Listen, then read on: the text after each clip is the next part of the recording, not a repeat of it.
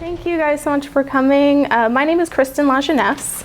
I wasn't sure if they were going to do any kind of little intro or anything like that, so I'll just give you a quick, just a real quick summary. My background is in online marketing and social media management. I went to grad school for integrated marketing communications and then kind of veered off track and did this crazy 2-year-long road trip. It's called Will Travel for Vegan Food.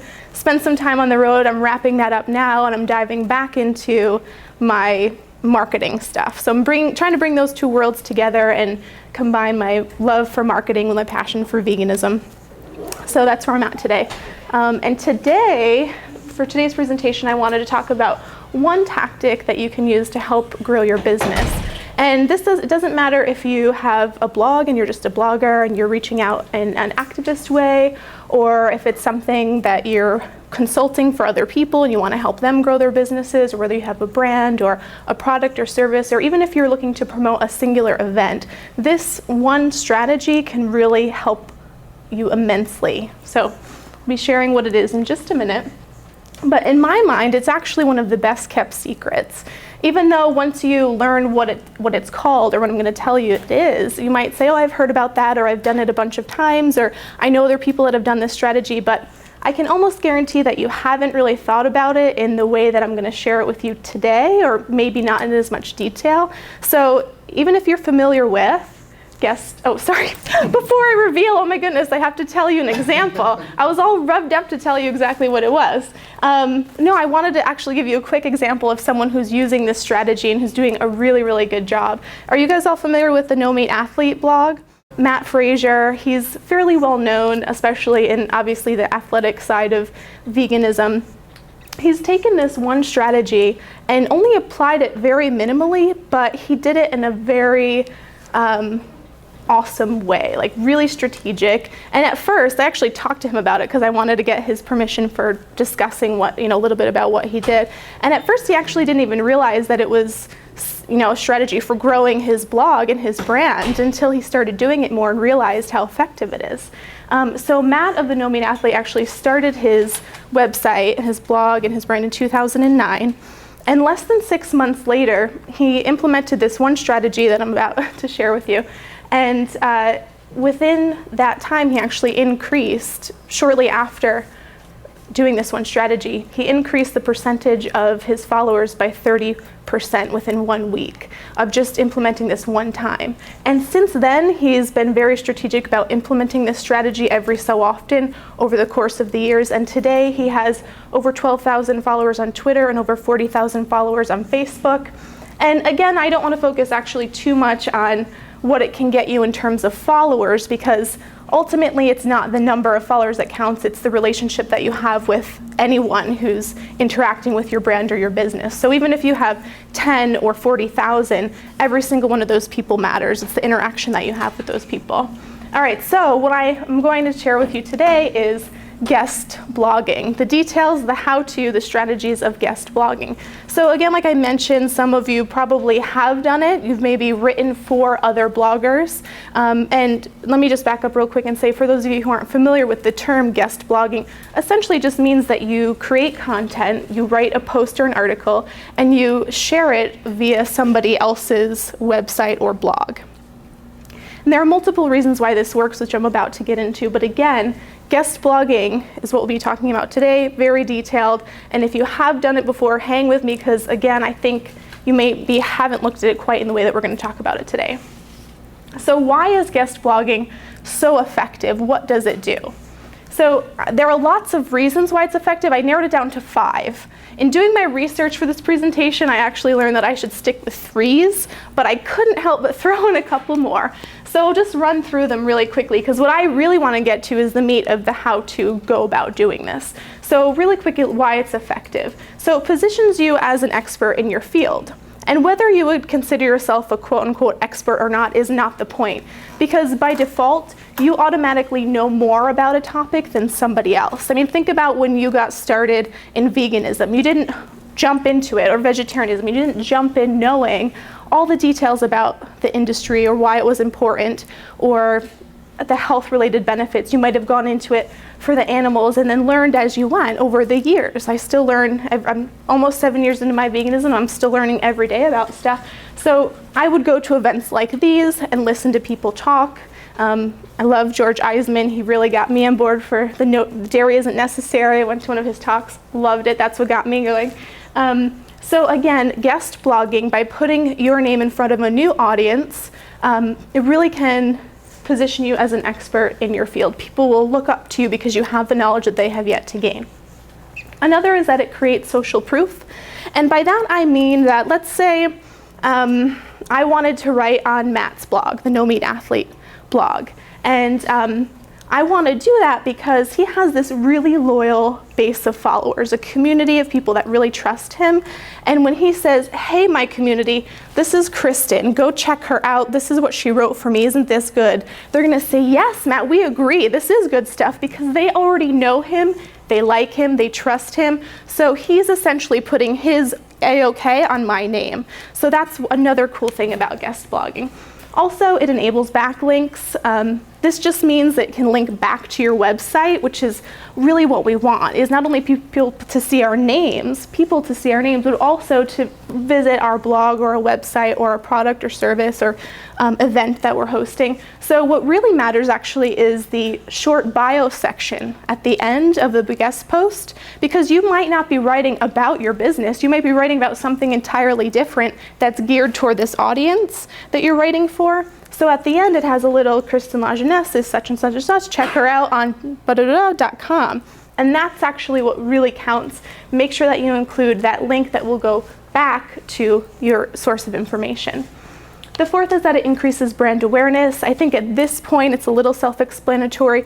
Going through these steps really helps broaden the scope of people who are seeing your brand, whether it's your face or the name of your product or service or business. So you start to get like a little bit more out there in the general community. And finally, it can remain searchable forever on the interwebs, unless that person that owns the website takes their website down or decides to remove your post for whatever reason, which usually doesn't happen. It will be up there indefinitely. So as your business grows in popularity, as that person that you wrote for, as they grow in popularity, people will still find that post that you might have written 10 years ago that has epic content on it, and they're gonna find you, and it'll just keep growing in that capacity, which is really cool. Okay, so let's talk about really how it works. Like, what are the steps that you need to take to do this? And this is what I get excited about. I love sharing these steps. So just as a quick, before I get into all this stuff, I will say that at the end, I do have a resource for you that you can download online. So if you don't want to be writing furiously, because I know I'm talking really fast because I'm a little nervous. So if you don't want to be writing it all down quickly, I do have a PDF that I'll share with you at the end, and I'll provide that link for you at the end. And so each one of these steps will be broken down in more detail in that PDF. So the first step in doing this entire process, if you're just starting out, or even if you've done it before, the first thing I want you to do is to create a list of bloggers that you want to write for. But here's the challenge. I want you to create lists of bloggers that are in varied categories. So for the road trip that I mentioned I did the last 2 years, it's called We'll Travel for Vegan Food. I essentially just tried to eat at every vegan restaurant in the country. Yikes, that was fun. And also exhausting, but amazing. But for that, now let's say I wanted to write I want to get people back to my website so they can read about the restaurants that I visited on my road trip. So I might say, okay, the obvious bloggers that I would write for are people that write about vegan food. Okay, that's great, but chances are a lot of those people might have either already heard of me or they're only interested in veganism. But what about nomads, people that travel around for a living? What about people that live out of a van like I did? I could write for that audience. Or what about lifestyle design, like creating lifestyle of doing what you love? I could write for that community too. So think about all the different industries that you could write for, because really the challenge there then is just bridging the gap between the knowledge that you want to share, the industry that you're comfortable in, and maybe going into a new one and putting your face and your name and your brand in front of an entirely new audience, because you can still do that in a really graceful way, but again, linking back to the source at the end in your bio. So create your list of bloggers. And then I want you to categorize it and prioritize it, which is kind of what I was getting at here and talking about the different categories. So we'll have, for me, I would have veganism, nomadic living, lifestyle design, whatever I'm comfortable writing about, whatever industry I want to get my name in front of. And then I'll prioritize them based on the ones that I'm most excited to write about. So I'll start writing my blog posts for them first. And again, I'm doing all of this before I'm contacting anyone or telling them that I even want to write for them, because the next I'm going to do my research, which is finding out if the people I want to write for even accept guest posts at all. So you could kind of combine this one with the first step of creating your list, but I have seen some people accept guest posts who normally don't. And they do it if you're really good at pitching to them what you want to write, or you have a really compelling topic or a really great way of delivering it, they might consider it anyway.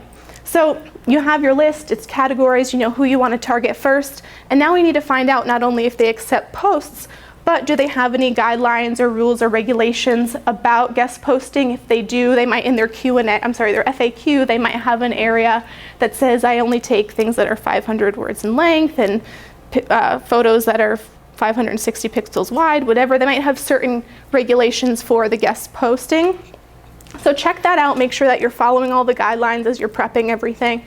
And also a really good thing to do is to go back through the last 2 or 3 months worth of the posts that are on their blog and find out what the tone is. How are people talking? And talking, I mean the voice that they have through the written word on the blog. What are the topics that they're discussing? Can you maybe choose a topic that would complement the topics that have already been covered, or maybe even want to say, oh no, I disagree, and maybe take a different side of the topic and really spice things up. So see what the last 2 to 3 months of blog posts have been and see where you can either fit in there or complement something or maybe go against the grain a little bit, just some way to really know if what you're contributing will actually make a difference and add value to that blogger and to their readership. The fourth step is to write your post. And while this sounds really simple and obvious, and yeah, we'll just get it going, for some people, if you're like me, it can take you hours to write a single post. It can feel intimidating. So definitely take your time. You've done all this research anyway. You might as well go in and write a really epic blog post.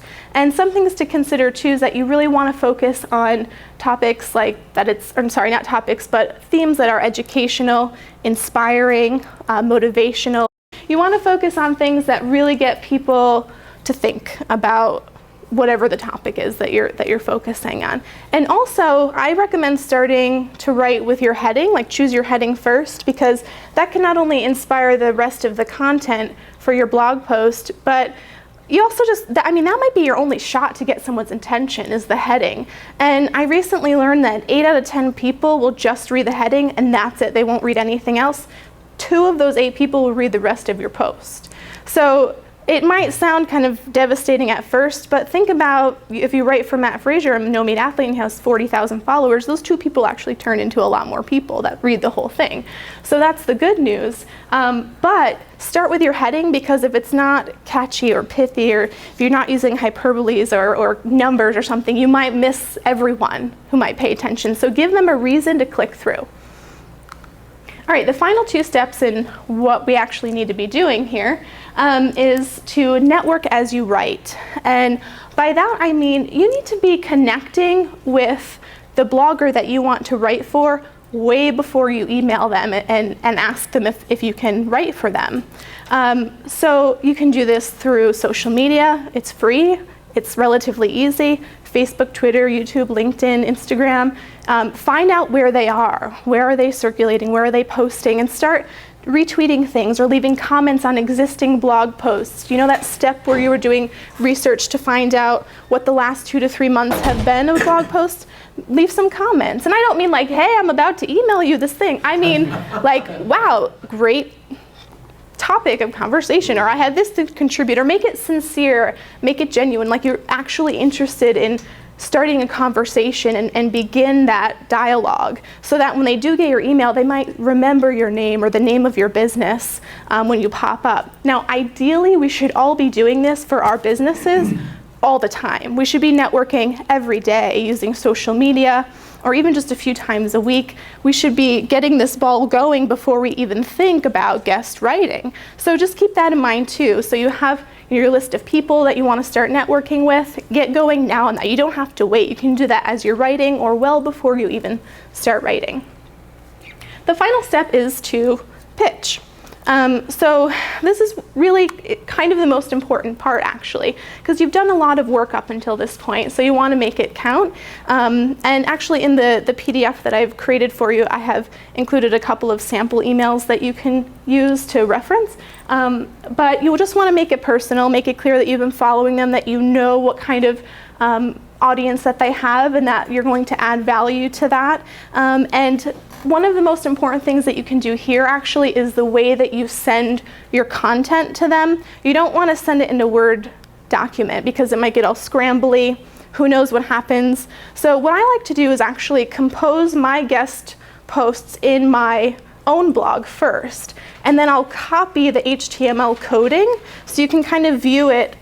For those of you who manage your own blogs, you can either view it in like the regular version or the version with the little coding in the back, which it can be scrambly and confusing. So if you copy the code, paste the code directly into the body of the email, or even that as an attachment, and that way all they have to do is copy and paste it into their blog, and then they're basically done. They can just hit submit, and then they don't have to worry about formatting. They don't have to worry about adding in your pictures one by one. It can just be done for them, because you really want to make it as easy as possible for them. You want to, in the email, you're stating why it will add value to them, and say, oh, by the way, here it is below. You can just copy and paste. Boom, bam, bam, all done. What if you don't have a blog? Well, you can just compose it in Word. I mean, this is like, another, it's just kind of a way to make it easier for them. Is it easier to compose it directly in email and send it directly in the email body versus Word? You could, but if you wanted to, if you don't already have a blog and you don't have access to the HTML coding, you could do that. Yeah, you could. Okay. Thanks. And then I just wanted to add into that, don't forget about your blog. Send invitations out, invite people to write for you. So you're spending a lot of time working on your posts for these other people who probably have a little bit bigger of an audience than you, or a different audience than you have entirely. So while we should all be contributing to our own blogs as well, we also need to keep in mind that the content on our blog should be just as awesome. And what about the people who are at step 2 and you're at step 4 reaching for the person at step 6? You want to help out step 2, right, and get them in front of your audience. So if you see some really cool people that have potential, or they're doing some really cool things, invite them, send them an email and say, hey, I'd love to have you write for me. I love what you're doing. I think you're going to do big things. I'd love for you to be a part of my community. And that just makes people feel good too, to invite them along. And it's a nice little win-win too, because you're contributing to someone else, you're getting someone to contribute for you, and it takes a little bit of stress off of you writing for your blog. So all good stuff going on there. Okay, so as I mentioned at the beginning, I have some resources for you. If you go to my website, which is wtfveganfood.com/Summerfest, then it will prompt you for your email address. And then I'll get an email saying that you are requesting now a PDF copy of this presentation, but it's actually a much longer version of this. It has everything that I've just talked about written out, and it also has 4 bonus sections, which include things like the sample emails that you can send when you're pitching to people. So go to wtfveganfood.com/Summerfest, and then I'll know that you found me here, and I will send you that free PDF. I also wanted to provide a couple of other resources for you. These are 2 websites that I absolutely love and that I use a lot, and actually a lot of the content that I've shared with you today came from these websites. The first is copyblogger.com. Everything that you can imagine about writing copy, email headlines, email content, blogging, everything, how to write those pithy headlines, all that stuff. They've got tons of stuff, and they actually have a really great free course that you can take as well that walks you through all of the stuff some of the stuff that I talked about today. Also, thinktraffic.net is really amazing for basically anything online, especially if you're a digital entrepreneur. They really talk a lot about how to grow your business online. So another really cool resource. So I just wanted to actually keep my presentation relatively short because I wanted to stay focused on just one very specific topic, and then we can use the rest of the time to chat, and if you have any questions about this or other online stuff, then we can do that. So yeah, and actually before I open up to questions, I did want to leave you with something, just a thought that that's always been an inspiration for me. I follow this woman named Marie Forleo online. She does these weekly Q&A Tuesday videos, and at the end of every video, she says the following, and I just think it's great. She says, "Keep going for what you love and going after your dreams because the world needs that special gift that only you have." So, thank you. My name is Kristen Lajeunesse, and I would love to hear any questions that you have.